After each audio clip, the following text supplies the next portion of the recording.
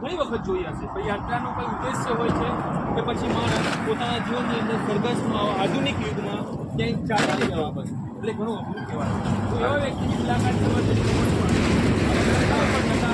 બધા આવી જાય, ત્રણે આવી જાય.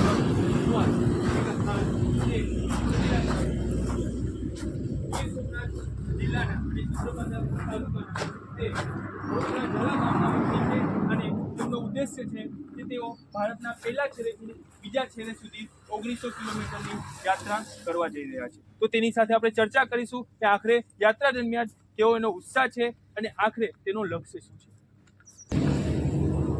મારું નામ ગુરુવીજી કામડિયા, જાતે હિન્દુ બાબત, અને વડોદરા ઝાલા મારું ગામ, સૂત્રાપાડા તાલુકો, ગીર સોમનાથ જિલ્લો. ગીર સોમનાથ જિલ્લાથી મારું ગામ 22 કિલોમીટર દરિયાપટ્ટી કિનારે ગામ છે.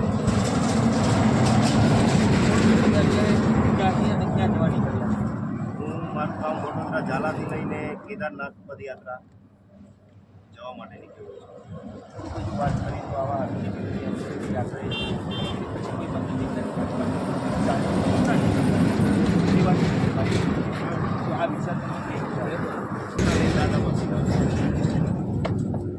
એક યુવાન છે જે ગીર સોમનાથ જિલ્લાના સૂત્રાપાડા તાલુકાના વડોદરા ઝાલા ગામના વતની છે અને તેઓ ગીર સોમનાથથી લઈને કેદારનાથ સુધી યાત્રા કરવા નીકળ્યા છે. પણ ખરેખર ઉદ્દેશ્ય શું છે તેની સાથે વાતચીત કરતાં તેઓ એવું જણાવી રહ્યા છે કે તેમને વિશ્વ શાંતિની કલ્યાણમાં, જ્યારે વિશ્વ શાંતિની કલ્યાણની વાત કરવામાં ખાસ કરીને જ્યારે તમે પરિભ્રમણ કરી રહ્યા છો યાત્રાની અંદર, તમને કેવા કેવા અનુભવ થયા છે?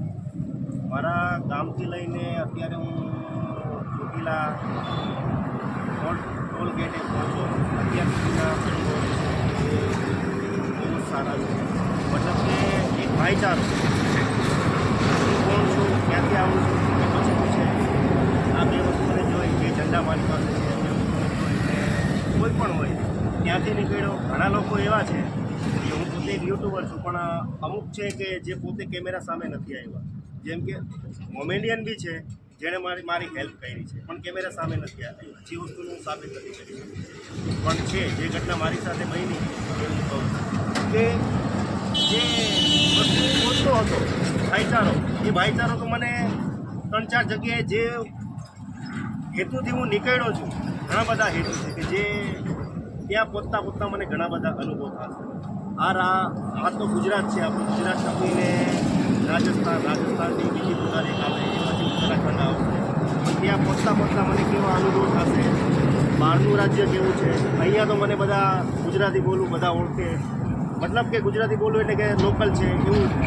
પણ ગુજરાત બહાર ગયા પછી રાજસ્થાન છે, બાકીના રાજ્યો છે, ત્યાં મને કેવો રિસ્પોન્સ મળશે, લોકો ક્યાં નજરથી જોશે કે ત્યાંના લોકો કેવા, મતલબ લોકો તો આપણા જેવા જ છે બધી જગ્યાએ, પણ વર્તાવ કેવો હોય લોકોનો, ભાઈચારો કેવો રહેશે, આ એક મને બી જોવા મળશે. અને જે તે ટાઈમમાં કોઈ પણ યુવા કે આવું કરવા ઈચ્છે તો એને એક પ્રેરણા મળે કે ના ભાઈ, એક હતો અને એક જી આવ્યો તો આપણે બી જઈ શકીએ. બસ એક મનોબળ, જે મનોબળ લઈને હું નીકળ્યો છું, અહીંયા સુધી પહોંચ્યો. એક ટોટલી પગની અંદર નથી થઈ, એક માતાની ટેબ્લેટ નથી થઈ. 30 થી 32, 40 આજનું 50 કિલોમીટર થઈ ગયા છે. માતાજીને મંદિરે પહોંચશું એટલે આટલું ચાલી જવાય છે. અને રસ્તે કંઈ પણ જમવાનું બહુ ઘણા બધા મને રસ્તે મહેશભાઈ ઝાલા, જુનાગઢમાં મહેશભાઈ ઝાલા, ત્યાં આગળ કેશોદમાં એમનું નામ ભૂલી ગયો છું, પટેલ છે, પણ નામ યાદ નથી રહ્યું.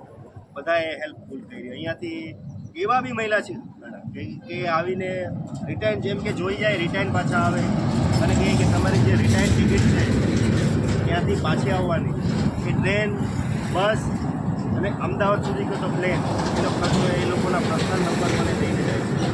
અને એક કે ત્યાં પહોંચીને મારો જે પર્સનલ નંબર છે એ તો આપણે વોટ્સઅપનો એ હું શેર કરીશ. અને જેટલા પણ લોકોના કોલ આવશે એ બધાને ત્યાં ફક્ત એક આખો દિવસ દર્શન કરાવવા માટે હું ત્યાં રોકાઈશ, કે જેના વિડીયો કોલ આવે એને દાદા હું રિસીવ કરીને દાદાને દર્શન કરી અને પછી ત્યાંથી નીકળીશ.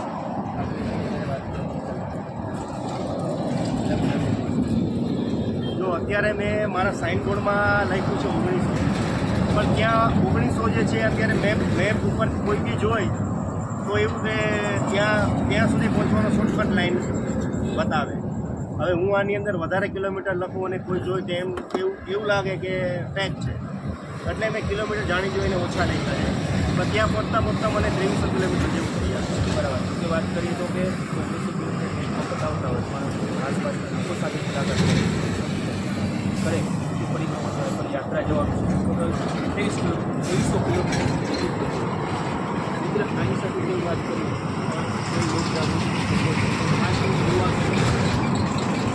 યુવાનોને તો બસ એક જ મેસેજ કે આપણે કાંઈક તો એવું કરીએ કે જેના માટે આપણા સમાજને, આપણા મા બાપને ગર્વ થાય કે મારો છોકરાએ કંઈક અત્યારે જેમ મારા સૌરાષ્ટ્રમાં છે એટલે ગર્વ લેવા માટે થઈને આ નથી કર્યું મેં, બટ અત્યારે લોકો ગર્વ લે છે કે ના આપણે સૌરાષ્ટ્રમાંથી સોમનાથ દાદાથી એક વ્યક્તિ ગયા છે, મારા સમાજને પણ ગૌરવ થશે એ વાત અત્યારે બધા લે છે. તો એક મેસેજ તો બસ સીધો એક જ છે કે કાંઈ પણ એવું કરો કે તમારા મા બાપને, તમારા સમાજને તમારા ઉપર ગર્વ થાય. યુવાન છે જે કંઈ આધુનિક યુગમાં ચાલુ બહુ અઘરું છે. પછી તમે કોઈ પણ વિસ્તારમાં નીકળો કે કોઈ પણ જગ્યાએ જવું, પણ જ્યારે યાત્રાઓની વાત આવે કે કોઈ પ્રસંગની વાત આવે તો અત્યારે કોઈ ચાલીને નથી જ જવું. એની સામે પ્રશ્ન કે જે યુવાન છે પોતાના ગામથી એક ભારતના છેવાડાથી બીજા છેવાડા આપણા ગુજરાત સૌરાષ્ટ્ર ભારતીય નમસ્કાર. હું તો આપણી પાસે મહેશ ચાવડા છે જે સમાચાર આવા જવા